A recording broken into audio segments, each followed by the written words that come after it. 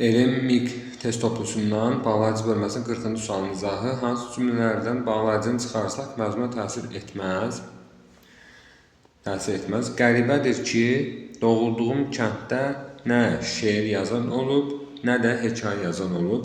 Burada bağlayıcını çıxarsaq məzmuna təsir edər. Çünki burada nə inkar məzmunu yaradır, şeir, hekayə yazan olmayıbdır. O mənanı verir, amma nəni çıxardanda şeir yazan olub, hekayə yazan olub mənasını verir. Bu baxımdan təsir etməzdir, burada edər, təsir edər. Ya sən işlərini bitirib şirkətə gələrsən, ya da mən özümə köməkçi tapacağam. Yaları buradan çıxarsaq, ya burada bağlayıcıdır. Sən işlərini bitirib şirkətə gələrsən, mən özümə köməkçi tapacağam.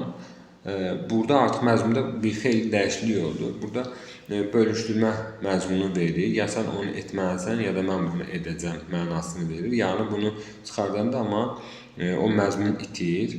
Yəni burada bağlayıcını çıxarsa məzmuna təsir edər. Məzmuna təsir etdi birbaşa. Ata musiqi alətləri satılan dükana gedəndə mənə saz da alarsan. Da burada bağlayıcıdır. Danı çıxarsaq, musiqi alətlərini satılan dükana gedəndə saz alarsan. Amma da olanda sazdan, yəni digərlərindən başqa, misal üçün qarmon da demişdi, davul da demişdisə, saz da alarsan. Yəni onları da alarsan, bunu da alarsan. Burada da danı çıxarsaq məzmuna ciddi şəkildə təsir edər. Sonra həm ağbirçəkləri dəvət etdik, həm də ağsaqqallara xəbər göndərdik. Həm də burada bağlayıcıları çıxarsaq, ağbirçəkləri dəvət etdik, ağsaqqallara xəbər göndərdik. Yenə eyni məzmun saxlayır. Burada etməz, məzmuna təsir etməz. Sonra bilirsən ki, dolanışığımız elə də yaxşı deyil.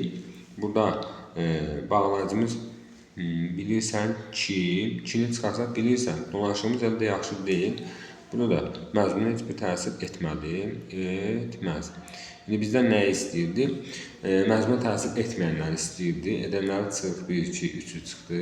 Etməzləri götürürük 4, 5. Cavabımız oldu C variantı.